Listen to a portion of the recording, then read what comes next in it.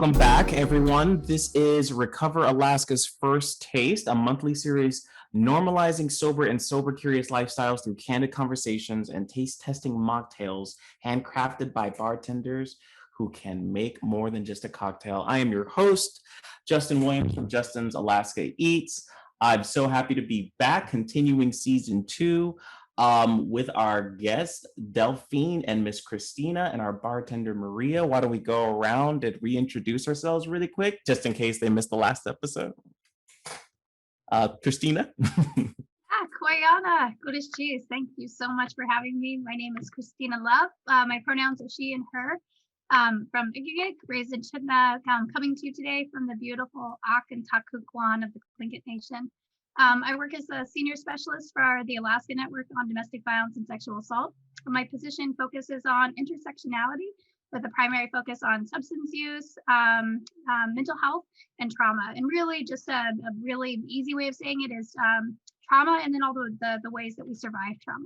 And that includes substance use. So looking at normalizing substance use and trauma is a very normal thing to an unnatural thing, and that is the trauma. Very, very grateful to be here, person in long-term recovery, and excited about mocktails. Thanks so much for having me. Absolutely. Thank you for being here. Miss Delphine, why don't you reintroduce yourself to the people real quick? My name is Delphine Achote. So born and raised originally from Cameroon, West Africa. I've been in Alaska for some time, about 18 years, and I'm an owner of community mental health and recovery in Mountain View. I'm a nurse practitioner by profession. I've been in mental health most of my career. I've been a nurse for about 14 years now. So I'm really excited to be on this. Absolutely. Radical. Thank you so much for being here. And Miss Maria, our bartender. How are we doing today, Miss Maria? I'm doing great today. I'll tell you what, I'm really happy to be on this panel with these two lovely ladies. And of course, it's lovely to see you again, Justin. Always lovely to see you. Yeah. I'm Maria Denton. I work with Lyre's non-alcoholic spirits. It's a little bit of an oxymoron, sometimes people say, but you have non-alcoholic wine, you have non-alcoholic beer, relative newcomer to the collection of great non-alcoholic products out there are non-alcoholic spirits. And Lyre's were named for the lyre bird in Australia that is the world's best mimic. It can mimic any sound. Do yourself a favor and YouTube it sometime. It can mimic car alarms, cell phone rings, video games. So much like it's the world's best sound mimic, we at Lyre's like to think we're the best mimic of all your favorites from behind the bar, only in non-alcoholic form. Right on. Well, we're so happy to have you and to represent us and be here on the panel with us. So September is Recovery Month. And with everything that we've endured over the last year, substance misuse and mental health awareness have never been more important issues to tackle. We know this, we've seen it, we've experienced it ourselves. So in this episode, we want to celebrate Alaskans in recovery by discussing recovery. Sometimes it could be a scary word, and we're here to let you know it doesn't have to be, right? We want to talk about recovery, we want to talk about mental health. And while we're on the topic of that and sobriety, Maria, why don't you tell us about today's mocktail? What do we got going on? Oh my gosh, we have probably the most popular mocktail on lyres.com. It's called the Jungle Bird. And if you liked kind of tiki drinks back in the day, back before you stopped drinking, this is the drink for you, because I got to tell you, this recreates that tiki experience. And, you know, one of the best things about this drink, it looks like a cocktail. It tastes like a cocktail. It gives you the relaxation of a cocktail, but all without the alcohol. And nobody has to know but you. So when you talk about recovery, some people are open about the recovery, some people aren't. We like to give you a sophisticated cocktail that you can enjoy with your friends. And if they don't need to know, they don't need to know. It's going to look like a cocktail to them. So the Jungle Bird is a rum-based cocktail, and it uses dark rum normally. We use Lyre's dark cane spirit. We don't call it rum because we want to respect the naming conventions of the liquors out there. And this is actually, I'm just going to measure this into a shaker that doesn't have any ice in it yet. One of the things about using non-alcoholic spirits is it doesn't quite have the body of alcoholic spirits. If you think of alcoholic spirits being like heavy cream, non-alcoholic spirits a lot of times have the weight on the palate of maybe low-fat milk. So you want to make sure it's not getting too dilute as you're making the cocktail. So you're never going to shake a non-alcoholic cocktail with a ton of ice. So I'm just going to build this in here. I've used 1 ounce of the dark cane spirit. I'm using 1 ounce of Italian orange, which is a bitter orange Italian aperitivo. It's based on Campari. It adds just a little touch of, not too much bitterness to this drink, because this drink is a little bit sweeter than some that I make. But it just adds a little bit of depth and complexity to it. To that, I'm going to add just a little bit of simple syrup. Simple syrup is just what it's called. It's simple. It's 1 part sugar dissolved in 1 part of water. You just boil it on the stove for a little tiny, just until the sugar dissolves. And then you can keep it in the fridge. And it's actually really good to add to coffee because the sugar's already dissolved. So you don't have like that chunk of sugar in the bottom of your coffee cup at the end of your drink. So that was 1/4 ounce of simple syrup, just to add a little bit of extra sweetness. I'm adding a 1/2 ounce of fresh lime juice. And it's always good to fresh squeeze your lime juice if you can. Just fresher is better, right? And then to that, I'm going to add 1.5 ounces of pineapple juice. And if you're really good at juicing, you can make your own pineapple juice too. But the canned stuff is pretty good too. All right. And so now to that, I'm just going to add like a couple of ice cubes, just because I do want to chill it down. I do want to I don't want to say water it down, but I do want to dilute it just a little bit because I've got some really sweet elements in there. And I'm just going to give it a few quick shakes. And then I'm going to put it in a rocks glass with some fresh ice. Go. I'm going to strain that into the glass. Oh my gosh, see how that looks like a cocktail? And then I'm going to add just a little touch of fresh mint, because fresh mint gives it a little herbaceousness. Yeah. And then just kind of a throwback to the way cocktails used to be, I'm going to do a lemon and cherry flag there. You can do an orange and cherry flag too, but I think lemon really is good in this. And if it's a little sweet for you, you can always squeeze the lemon in there and it'll add just a little touch extra of citrus to it. So that is the Jungle Bird cocktail. Right. So cheers, y'all. Cheers.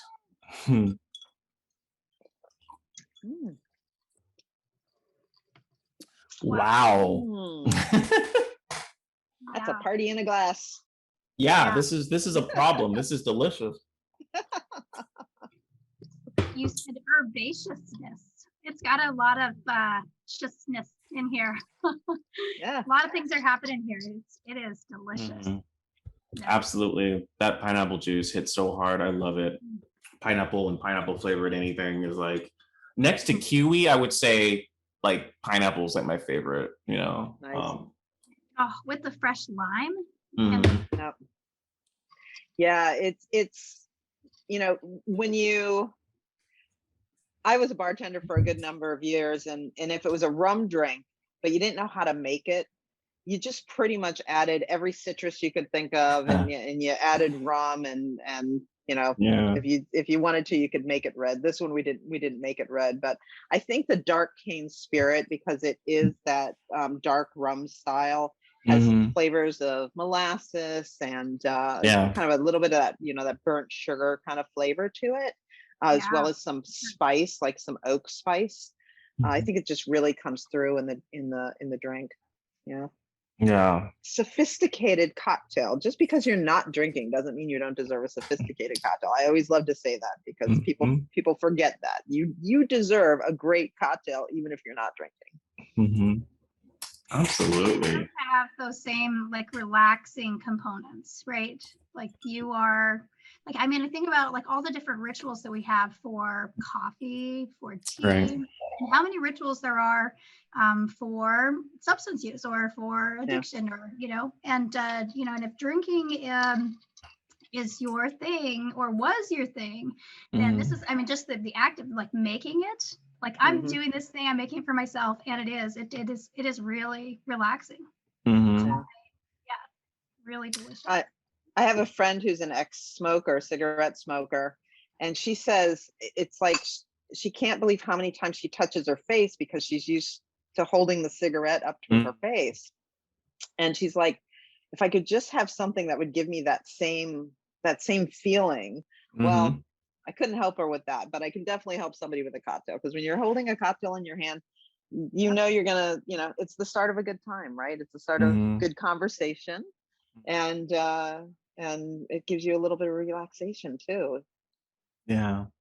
I tell you what, I feel relaxed. I'm not a chef by any means, but I enjoy cooking food. I feel like food is a love language. It's part of the reason I do what I do, and making this drink just like really relaxed me, and just sipping it. It's not like I came into this episode with anxiety, but I felt something leave me, just a gravity just kind of, you know, leave as soon as I started drinking that. I was just like, this is nice. So this is definitely the drink for that. I would highly recommend this. And as you said, Maria, this is a great time. Great drinks beget great conversations. Since we're all here, we're all sipping on this beautiful cocktail, this Jungle Bird. Let's talk about recovery month. Let's talk about mental health and recovery. Christina, Delphine, you guys both work in the mental health field. Would you say behavioral health is important to treat people in recovery? And what have you guys learned over the years? Um, this is a very interesting topic and very touchy to me, because one of the reasons that I came to outpatient was kind of focused on recovery.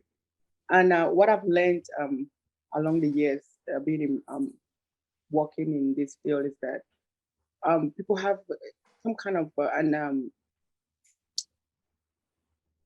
way of looking at recovery, thinking that it's a one-day process. I think that is like a step back to so many of my patients. And if we look at recovery as a process, and when anything is a process, it takes steps. You can always, you can always come back and go in front and just kind of walk with yourself and being truthful to yourself. It's very important. We just have to come up with good ways of looking at recovery and taking out the stigma with recovery, and approaching recovery again as a process, and accept the step backs and the whatever comes with it. But it's also very important. This is very important that we look into mental health. We actually most of the time we're talking about substance use. People use that as to skip away from dealing with the issue. And I think I'm seeing people using substance use a lot just because they don't want to deal with what the underlying issue might be. It might be just really actually mentally ill. It might be like stress or other things that are going on in your life that it's just like you don't see a way out of it. And we kind of use substance, and talking about the drinks that we're talking about, the substitute when we feel that way. But the first step to do is to seek for help.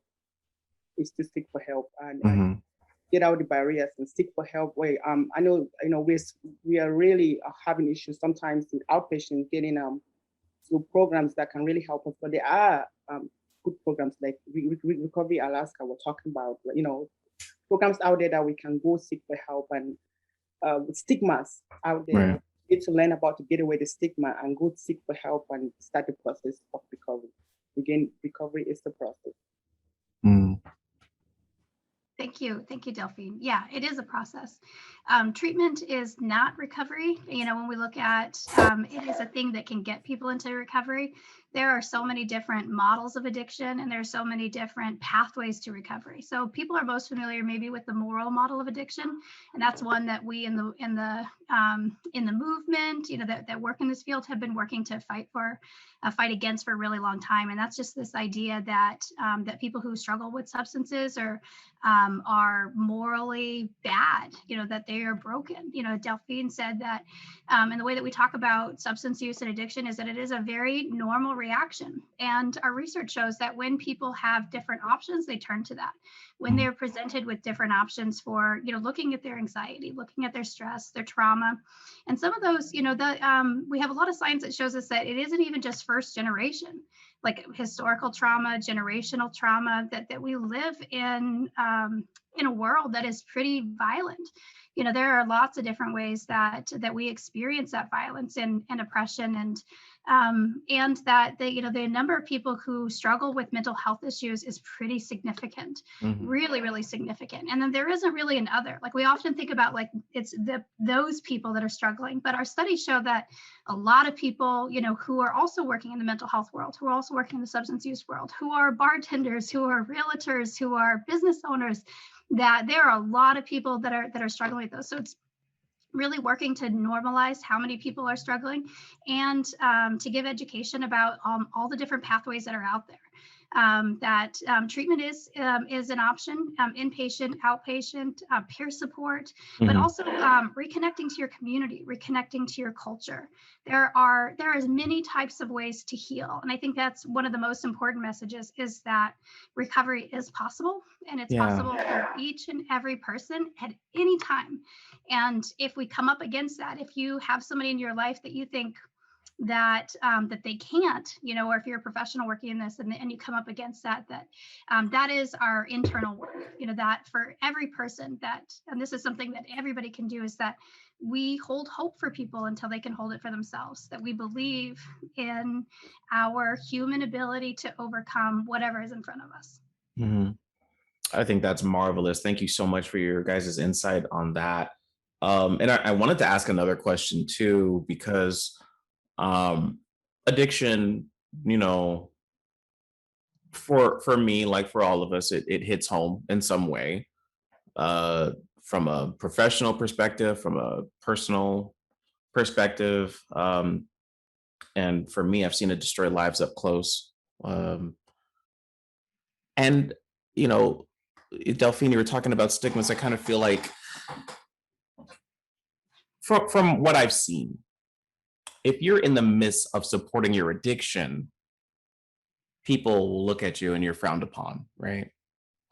What I've also seen is that when you leave that behind and do everything that it takes to get into recovery, people look at you and you're frowned upon still, because you used to be something, right? Or you are struggling to be something more, something better, the best version of yourself. And it almost feels like for a lot of people in the midst of that recovery, there's no winning a lottery of social currency. You're always going to be like this outcast, this whatever, right? That's not true in all cases, but I have observed that in many cases, many personal ones. How important do you think is it to have the right kind of support system for your recovery? So for someone who just may look on the outside looking in, that might just look like, or an AA meeting or something like that, right? Or something a little more simple, straightforward, like we're talking about processes, 12-step programs, things like that. The resources are out there, but the work could last the rest of your life. The work usually does. So what does it look like to have a support system to actually support your recovery? A support system is very important. For me, when somebody comes, when I have to deal with a patient, and one of the things that I assess in the recovery process is what kind of support they have.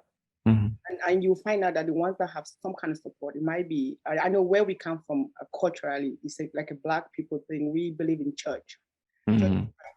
Church is always our go-to kind of. I'm just giving an example. And I've also noticed that people that have some kind of support system, it heal quicker than the ones that don't have any support system. And it's also important that when you're going through this process, and you talked about, if I get you right, about before and after, like once you try to get help, they frown upon you, and once you get help, they don't frown upon you. It's really important that you kind of involve your family.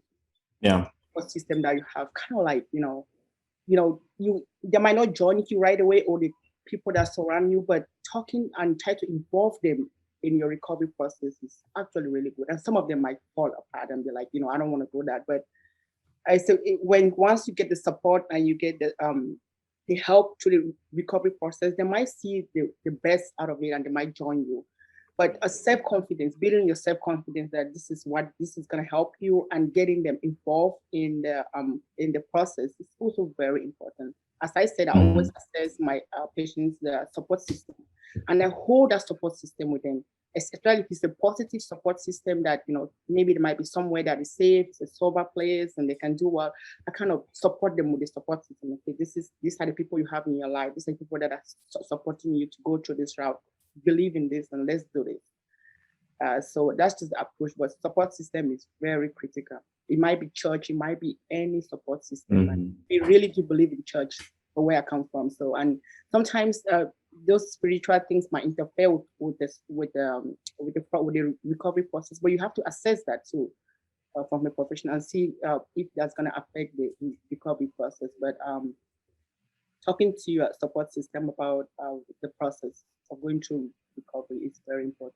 Of course, the AA meeting and all the support groups that we encourage people to join, and just other groups that it doesn't have to be really AA group, but other groups that people are going through the same problem that you're going through. Usually they have the same issues, like their friends are, living away from, they don't have any friends, and they can create some kind of support group to online, especially with COVID, where you really can get to people that you want to get to. So it's important to have a support system. Thank you, Delphine. I think that the question is really important because it also acknowledges that once somebody has a progressed stage of addiction, that they lose those natural supports. So it's looking at like what happens in the addiction that people become disconnected. I mean, sometimes we often talk about addiction being a disease of relationships, or sometimes we'll say that it is not a bystander sport. That means that if you are involved with somebody who's struggling with addiction, it affects everybody. And then the process of growing, once somebody has started that process of, looking at their addiction through whatever pathway, and then growing back into the community. And I think that this is a really important question, not just for people who are struggling with addiction, but for every human being. And that is that we examine how we feel in the presence of people. It is really, really important, that we start to cultivate that awareness, that we are very aware of how we feel in people's presence, and we start to learn what healthy relationships look like and are able to identify when relationships aren't healthy. And I know that, for myself, that as I became more and more aware of how I wanted to be loved, how I wanted to be in communication, and what felt right and healthy, then that did put strain on past relationships, where I saw that some of the family dynamics were not healthy for me. And then learning how to navigate that. I'm not saying disconnect from your family, but it's an invitation for everybody to look at the kind of relationships we currently have and to think about what kind of relationships support our best selves. Yeah. And the importance, like sometimes people will say the opposite of addiction is connection and community. And it's true that the biggest harm that happens is when we are disconnected from relationships more than anything. And then the science behind that is so fascinating as like addiction moves through the brain from the prefrontal cortex all the way back to the reptilian part of the brain where we breathe air, where we sleep, where we protect our children, where we seek shelter, employment. So if you see somebody who is starting to put, we have a lot of punitive practices in our world, like for instance, if one of us showed up to work intoxicated, we'd most likely be fired, rather than having this conversation to say like, why are you prioritizing alcohol over your livelihood? Like something must be happening in your life that's really big. So, really asking those questions about what's happening in people's lives and what it is that they are not wanting to feel or not able to feel, or they've lost the ability to control that use. Because that addiction has become. And so really it becomes a disease of choice. It takes away people's ability to choose, which is a really hard thing to understand. And during that time, you don't have any emotions, like you suppress those emotions. And that is what really affects our relationships. So learning how to allowing those emotions to come back, allowing them to come up, allowing, all those feelings to happen, to be mad, to be sad, to grieve, parts of our lives that maybe were absent. For myself, there was a good 10 years of things that I had to go back and like feel through. And I had to have this container, this environment that was supportive, that was safe, that was encouraging, that was compassionate. There was a lot of things that I wasn't for myself. And then by being in relationship with people, they gave me the ability to love myself until I could. Mm. I think that's absolutely phenomenal. I really appreciate the answers that you guys gave. It's so important not only to find support, but to find the right support. You know what I mean? So sometimes it feels like a trial and error. Right? You involve your family members, and half of them are like, "Yeah, stay away from us," and the other half are like, "What can we do to support you?" You know what I mean? We have AA groups, we have school, we have church, we have mentorship. We have resources like Recovery Alaska.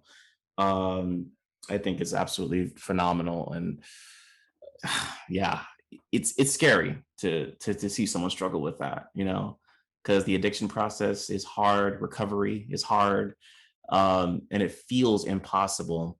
But people need to know that, like you said, Christina, how important it is to maintain, regain, reinforce connection, because once we get disconnected, all that bad stuff is out there for us, and we have no one to help us up when we're down. So thank you so much for that and for that insight. I hope that anyone listening will feel encouraged to check out Recover Alaska and all the resources that this great state has to offer. So with this drink, what did everybody think? I loved it. What did you guys think? You rated out of 5, what would you guys give it? 6. Oh my goodness. It is, yeah, absolutely. It's my favorite so far. It's a 5. Nice. Maria, you tried to warn us. I did. Yeah, this is one of my favorite drinks that we make too. So, I think I'm with Delphine. I think right now, and with this mood and with this conversation and really thinking about things, it just really kind of hit the mood. Today. And most definitely. And I would definitely give it a 5 for sure. Thank you everyone for watching this episode of Recover Alaska's First Taste. If you like what you saw, share this video, let people know what's going on.